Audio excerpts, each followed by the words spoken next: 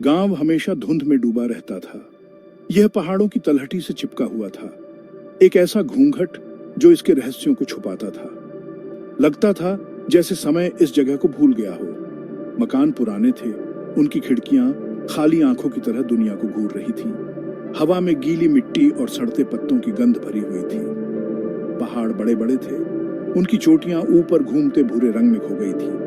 वे आलीशान और खामोश थे, उन पीढ़ियों के गवाह जो आईं और चली गईं। गांव में भयानक सन्नाटा था। केवल आवाजें थीं तो पेड़ों में हवा की सरसराहट और कौवों के दूर से आते कांव कांव की आवाज। गांव के बाहरी इलाके में एक ऐसा घर था जो और किसी घर जैसा नहीं था। यह एक लंबी कंकाल जैसी संरचना थी। इसका पेंट छिला हुआ और फीका था।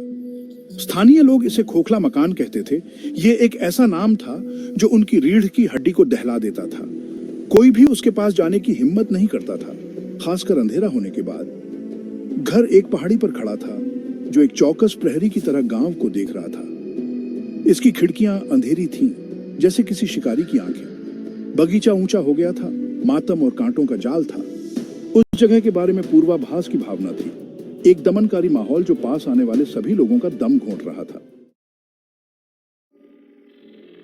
एलेना और मैट ने कहानियां सुनी थीं। वे बाहरी लोग थे जो इसके अलगाव और खोखले घर के रहस्य से गांव की ओर आकर्षित हुए थे। एलेना अपने साहसिक स्वभाव के साथ उत्सुक थी। मैट अधिक सतर्क, बेचैनी कांप गया। हमें वहां नहीं जाना चाहिए, मैट ने चेतावनी दी। उसकी आवाज मुश्किल से फुसफुसाहट थी। वे कहते हैं कि यह प्रेतबाधित है, एलेना ने उपहास किया। उसकी आंखें उत्सुकता से चमक रही थीं। प्रेतबाधित? मूर्ख मत बनो, उसने कहा। चलो खुद देखते हैं।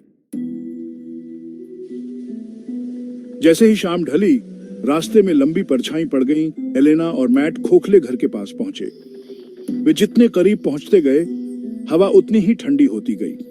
उनके पैरों के चारों ओर एक हल्की धुंध घूम रही थी, जिससे जमीन फिसलन भरी और विश्वासघाती हो गई थी। सामने का दरवाजा ऐसे खुल गया जैसे उन्हें अंदर बुला रहा हो। अंदर घर अंधेरा और खामोश था। धूल के कण फीकी रोशनी में नाच रहे थे जो खिड़कियों में दरारों से छनकर आ रही थी। सड़ांध की गंध से हवा घनी थी, एक ऐसी तीखी गंध जो कई वर्षों के परित्याग की कहानी कहती थी। भाग 5, खामोश कदम। वे सावधानी से एक कमरे से दूसरे कमरे में चले गए। उनके कदम सन्नाटे में गूंज रहे थे। फर्नीचर सफेद चादरों में लिपटा हुआ था जैसे अतीत के भूत हों।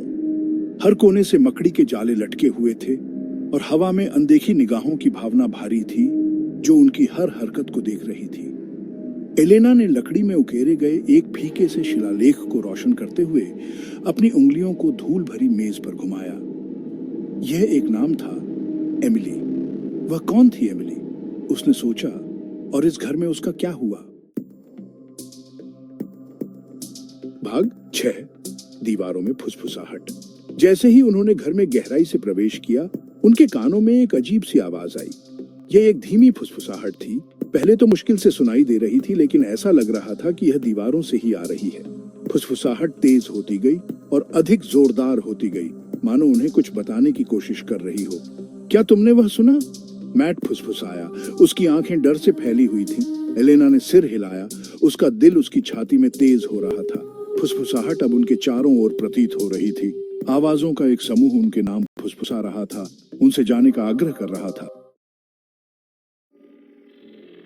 भाग 7, परछाइयों में एक आकृति। अचानक फुसफुसाहट बंद हो गई। घर में एक ठंडी हवा चली। उनकी टॉर्च बुझ गई और उन्हें अंधेरे में डुबो दिया। अचानक सन्नाटे में उन्होंने इसे सुना। घर में कहीं सीढ़ियों से धीरे धीरे उतरते हुए कदमों की स्पष्ट आवाज। एलेना अपनी टॉर्च के लिए लड़खड़ा गई। उसका हाथ कांप रहा था। जैसे ही बत्ती वापस टिमटिमाई, वे दोनों हांफने लगे। दालान के अंत में खड़े होकर परछाई में डूबा हुआ एक व्यक्ति था।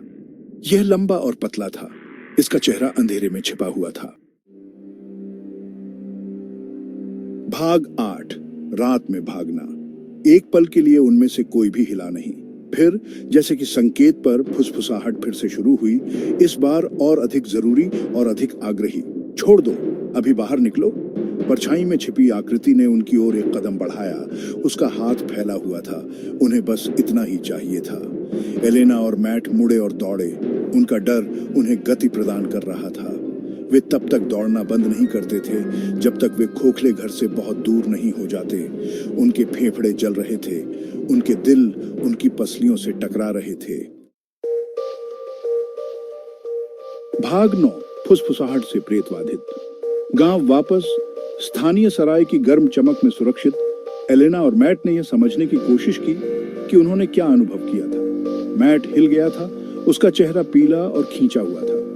एलेना हालांकि हिल गई थी, लेकिन इस भावना को दूर नहीं कर सकी कि उन्हें दीवारों में फुसफुसाहट से चेतावनी दी गई थी, यहां तक कि रक्षा भी की गई थी। जैसे जैसे रात होती गई, मैट आखिरकार एक परेशान नींद में सो गया।